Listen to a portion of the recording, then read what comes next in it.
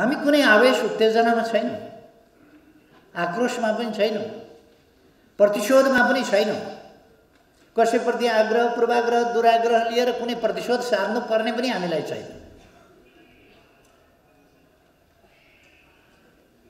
हामी रातो झन्डा फहराउनेहरू हौँ, पेरिस डाँडामा जस्तो कालो झन्डा फहराउनेवाला होइनौँ। हामी रातो बेलुन उडाउनेवालाहरू हौँ, कालो बेलुन उडाउनेवालाहरू होइनौँ। हामी सडकमा हिँड्दा रातो झन्डा बोकेर हिँड्नेहरू हौँ, काला झन्डा बोकेर हिँड्नेवाला हौँ। हामी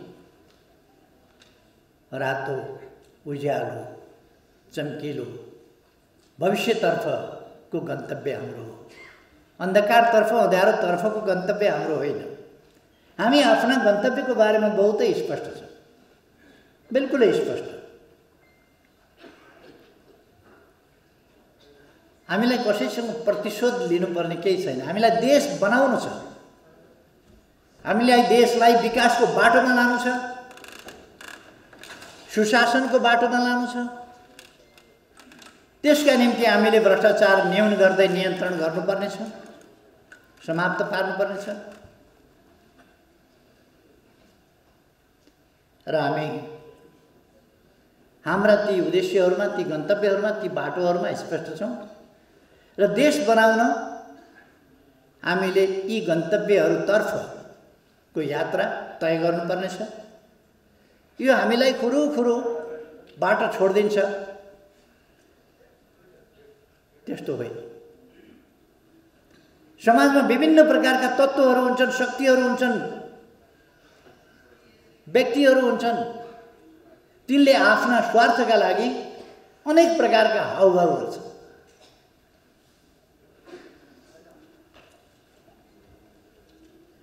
तिनीहरूले जनतालाई सिनेमा देखाउँछन्। सिनेमा भनेको हिरो हुन्छ, हिरोइन हुन्छ, लभ पर्या हुन्छ, धुमधाम। हिरोइन घाइते हुन्छ, सख्त घाइते। हिरो व्याकुल हुन्छ, दुखित हुन्छ, रुन्छ। वास्तवमा केही पनि होइन। न तिनीहरूको लभ पर्या हो, लभ पनि होइन, घाइते पनि होइन, पिर पर्या पनि होइन, केही पनि होइन, सबै तमासा हो। त्यही भएर सिनेमा। केही मान्छेहरू सिनेमा देखाउन आउँछन्, नाटक देखाउन आउँछन्, रुन्छन्, तमासा गर्छन्, झुक्क्याउँछन् जनतालाई। हामीले जनतालाई त्यस्ता तत्त्वहरूबाट सचेत गराउनु पर्दछ, सजग गराउनु पर्दछ। केपी ओलीका छोराछोरी छैन, मेरा त छोरीहरू छन्, ज्वाइँहरू छन्, हेर्नै पर्यो, बनाउनै पर्यो। छोरी भएका मान्छेले त मेयर बनाउनै पर्यो। बनाउन भोटले पुगेन भने मतपत्र च्यात्नै पर्यो। ज्वाइँ छन्, के गर्ने अब? घर किनिदिनै पर्यो, घडेरी किनिदिनै पर्यो, गाडी किनिदिनै पर्यो, पद होदा दिनै पर्यो। केपी ओलीका छैन, कसलाई दियोस्? मेरा त छन्, दिन्छु। गजब हो, बहादुर हो। बाबु त यस्तो होस्, ससुरो त्यस्तो होस्। गजब हो। एउटा कुरा म उहाँलाई सम्झाउँछु, मलाई त सन्चै छ, सन्चै छ। यो देशका सबै केटाकेटीलाई म आफ्नै केटाकेटी ठान्छु। मेरा आफ्नै केटाकेटीका लागि केही गर्नु छैन, त्यसमा मलाई न गौरव, न हर्ष, न विस्मात केही पनि छैन। तर म उहाँलाई भन्न चाहन्छु, उहाँलाई त्यो ठाउँमा पुर्याउने योद्धाहरूका छोराछोरी छन् कि छैनन्? उहाँलाई त्यो ठाउँमा पुर्याउने योद्धाहरूका छोरीहरू छन् कि छैन? ज्वाइँ छैन कि छैन? आफन्त छन् कि छैन? ती योद्धाहरू छन् कि छैनन्? लड्ने बेलामा, ज्यान दिने बेलामा योद्धा चाहियो, अरूका छोराछोरी चाहियो। आफ्ना छोराछोरी विदेश राखेर पढाउने, अनि तर मार्ने बेलामा मेरा त छोराछोरी छन्, के गर्ने? अरूका पनि त छोराछोरी हुन्, अरूका छोराछोरीको पनि ज्यान हो, अरूका छोराछोरीका पनि हात खुट्टा हुन्, अरूका छोराछोरीका पनि टाउका हुन्, अरूका छोराछोरीका पनि ज्यान हुन्। त्यो चाहिँ काठको बनाएको हो, भाँचे पनि हुन्छ, फुटाए पनि हुन्छ, जे गरे पनि हुन्छ। अरूका छोराछोरी के खेलाउने पुतली हुन् त्यो पसलमा बेच्न राखेका पुतली। त्यति पनि भाउ छैन जनताका छोराछोरीको। तिनको हालत के छ? मैले त छोराछोरी छन् हेर्नुपर्छ अरे, अरू हेर्नुपर्छ कि पर्दैन? देश बनाउन भनेर जसलाई होमियो तिनलाई हेर्नुपर्छ कि पर्दैन? खै मलाई उहाँहरूसँग दन्त बजान गर्नु छैन। कालो झन्डा गाडेर बस्नुभएको छ, कालो झन्डा फहराउनु भएको छ, काला बेलुन उडाउनु भएको छ, काला सपना देख्नु भएको छ, कालो मनसाय लिनुभएको छ। मैले के भन्नु? शान्तिपूर्ण, वैधानिक, लोकतान्त्रिक विधि र बाटोबाट राष्ट्रियताको पक्षमा, लोकतन्त्रको पक्षमा, जनजीविकाको पक्षमा, जनताका हितहरूका विभिन्न सवालहरूका पक्षमा, सामाजिक न्याय र समानताका पक्षमा, अथवा खास गरी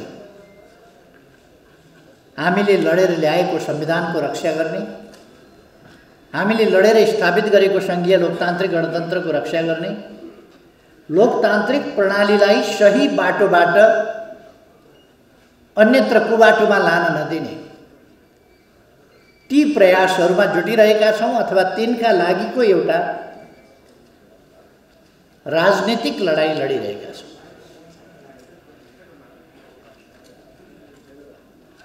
राजनीतिक लडाईँ हामी बहुतै जिम्मेवारीका साथ, उत्तरदायित्वपूर्ण ढङ्गले लडिरहेका छौँ। हामी कुनै आवेश उत्तेजनामा छैनौँ, आक्रोशमा पनि छैनौँ, प्रतिशोधमा पनि छैनौँ। कसैप्रति आग्रह, पूर्वाग्रह, दुराग्रह लिएर कुनै प्रतिशोध सार्नु पर्ने पनि हामीलाई छैन।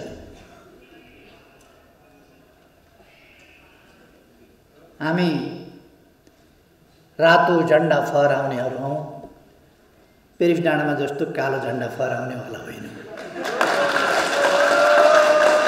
हामी रातो बेलुन उडाउनेवालाहरू हौँ, कालो बेलुन उडाउनेवालाहरू होइन। हामी सडकमा हिँड्दा रातो झन्डा बोकेर हिँड्नेहरू हौँ, काला झन्डा बोकेर हिँड्नेवाला होइन। हामी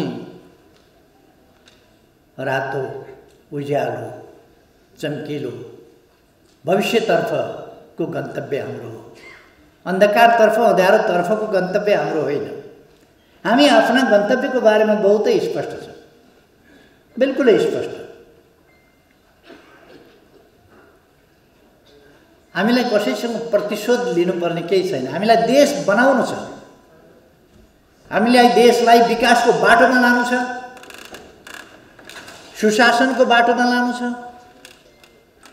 त्यसका निम्ति हामीले भ्रष्टाचार न्यून गर्दै नियन्त्रण गर्नुपर्नेछ, समाप्त पार्नुपर्नेछ। र हामी हाम्रा ती उद्देश्यहरूमा, ती गन्तव्यहरूमा, ती बाटोहरूमा स्पष्ट छौँ। र देश बनाउन हामीले यी गन्तव्यहरूतर्फको यात्रा तय गर्नुपर्नेछ। संसदलाई फेरि सांसद किनबेचको, फेरि दलहरूका बिचमा गिभ एन्ड टेकको, लेना देनाको, फेरि समीकरणहरू परिवर्तनको खेलको पहिले जस्तै एउटा सिलसिला फेरि सुरु गर्न खोज्यो। मैले प्रयास गरेको थिएँ लेफ्ट पार्टीहरू जोडेर एउटा मजबुत लेफ्ट पार्टी जसले देशको सार्वभौम सत्ताको रक्षा गरोस्, भौगोलिक अखण्डताको रक्षा गरोस्, स्वाधीनताको रक्षा गरोस्, इतिहासप्रति गर्व गरोस्, स्वाभिमान माथि उठाओस् र देशको विकासमा समर्पित होस्। देशलाई एउटा आधुनिक, सभ्य, अरूले पनि आहा भन्ने खालको देश बनाउने कुरामा लागोस्, त्यस्तो पार्टीको परिकल्पना गरेको थिए। तर पार्टी तपाईहरुले देख्नुभयो, एक दिन एउटा राम्रो कामको पनि समर्थन गर्ने आँट नभएको, बुद्धि नभएको, मन नभएको त्यस्तो पार्टी पो बन्यो। लिडरसिपको यस्तो पंक्ति तयार गर्न खोजेको थिएँ मैले, जसले देशलाई राम्ररी हाँक्न सकोस्। तर देश हाँक्ने होइन, देशका निम्ति मर्ने होइन, आफ्ना निम्ति मर्ने, आफन्तका निम्ति मर्ने। पीठ पत्रकारिताबाट सावधान। अहिले देशको ठुलो समस्या एउटा पीठ पत्रकारिता पनि हो। पीठ पत्रकारिता, सत्य सुन्दिन। यो महात्मा गान्धीका 3 बहादुर जस्तै छन् केही पत्रिका, सञ्चार माध्यम। राम्रो कुरा देख्न पर्छ भने बरु आँखा छोप्छु, राम्रो कुरा सुन्न पर्छ भने बरु कान थुन्छु, राम्रो कुरा बोल्न पर्छ भने बरु मुख थुन्छु। तर सुन्दिन, हेर्दिन, बोल्दिन भन्ने केही छन्। अनि तिनले झुटो छाप्छन्, गलत छाप्छन्, जनतालाई दिग्भ्रमित पार्न। यो काम राष्ट्रको हितको पक्षमा छँदै छैन, कुनै हालतमा छैन र हुनै सक्दैन यस्तो काम। तर कुरो के हुन्छ भने जब मान्छे स्वार्थबाट अन्ध हुन्छ अथवा जब मान्छे आत्मा बेच्छ, त्यसपछि त्यो नर्क पर्छ। नर्कमा गइसकेपछि फर्किनै सक्दैन, जिउँदै नर्क जान्छ। के गर्ने अब, त्यसलाई निकाल्नै सकिँदैन, त्यो त्यहाँबाट उत्रिनै सक्दैन। कुनै घाटमा, कुनै तीर्थमा नुहाउनुहोस्, जेसुकै गर्नुहोस्, लगेर जहाँसुकै जेसुकै गर्नुहोस्, पूजा अर्चना गर्नुहोस्, त्यसलाई योग गराउनुहोस्, व्यायाम गराउनुहोस्, ध्यान गराउनुहोस्, तप गराउनुहोस्, तर आत्मा बेचिसकेपछि तपाईँहरूले एउटा पेट्रियोटिजम भन्ने इङ्ग्लिस कविता हेर्नुभएको होला। त्यस्ता मान्छेको मृत्यु 2 पल्ट हुन्छ। एउटा मर्दाखेरि त भइ नै हाल्छ, मर्नुभन्दा अगाडि बाँचेकै बेला हुन्छ मान्छे नर्क जान्छ भनेको थियो। नर्क गइसकेपछि त्यसपछि फर्काउनै सकिँदैन। ऊ त्यही संसारमा रमाउँछ, त्यहीलाई उसले बहादुरी ठान्छ। फलानालाई मैले आज ठोकिदिएँ, फलानालाई बिगार्दिएँ, दिएँ मैले आज दनक, गजबसँग दिएँ, दङ्ग पर्छ। तर फेरि पनि म भन्छु सत्यमेव जयते। त्यस्ता खालका पीठ पत्रकारिताहरू आफै पर लाग्छन्। किनभने पीठ पत्रकारिता नगर्ने, पीठ पत्रकारितासँग जुझ्ने, साँचो पत्रकारिता गर्ने, पत्रकारिताको धर्म बचाउने, पत्रकारिताको धर्म फलाउने तपाईँहरू जस्तो समूह पनि छ।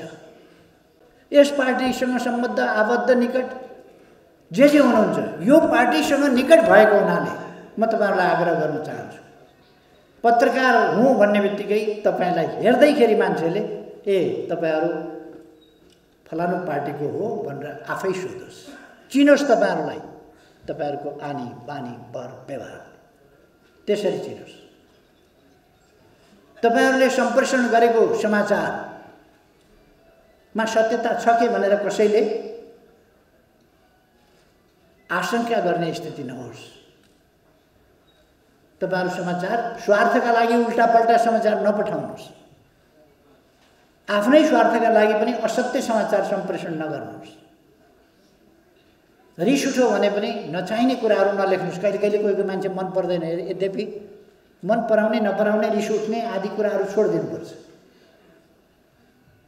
तर पनि तपाईँहरूलाई रिस उठिहाल्यो भने पनि रिस उठ्यो भन्दैमा झुटा कुरा, नहुने कुरा कसैको बारेमा लेख्नु वाञ्छनीय हुँदैन।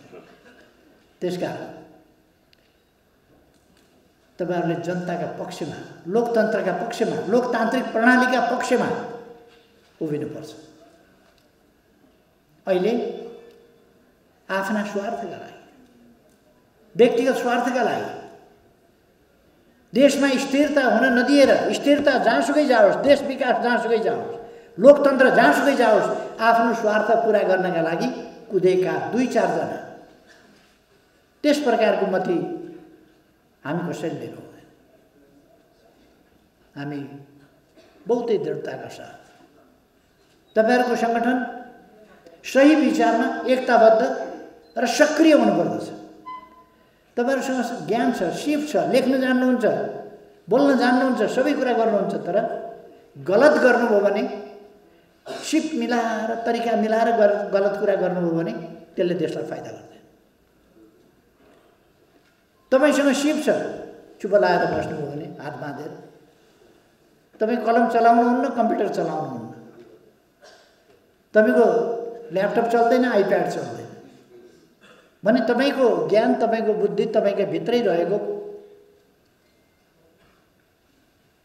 दौबादीमा फलाम खाने छ, अहिलेसम्म हामीले निकालेको छैन, तपाईँको ज्ञान बुद्धि पनि त्यस्तै हुन्छ।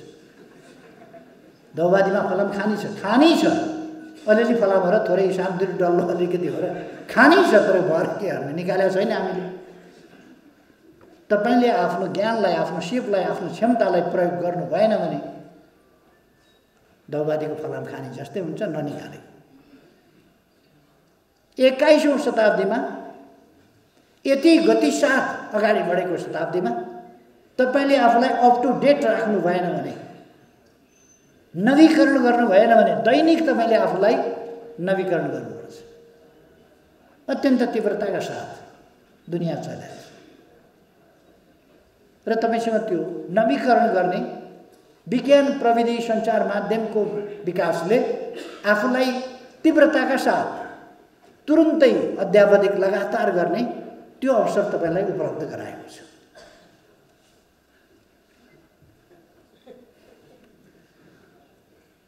त्यसर्थ तपाईँहरूले आफूलाई अध्यावधिक गर्नुपर्छ, नवीकरण गर्नुपर्छ र सङ्गठित ढङ्गले, योजनाबद्ध तरिकाले तपाईँहरूको सङ्गठन, तपाईँहरू यता बस्नेले पनि ध्यान दिनु पर्यो, तपाईँहरूको सङ्गठन एकताबद्ध हुनुपर्छ, तपाईँहरूको सङ्गठन योजनाबद्ध ढङ्गले काम गर्नुपर्दछ र तपाईँहरूको सङ्गठन अत्यन्तै गतिशील हुनुपर्दछ। सबभन्दा पहिले त तपाईँको सङ्गठनले सही दिशा बोध गरेको हुनुपर्दछ, सही बाटो समातेको हुनुपर्छ, सही विचार बोकेको हुनुपर्छ, सत्यको मार्ग समातेको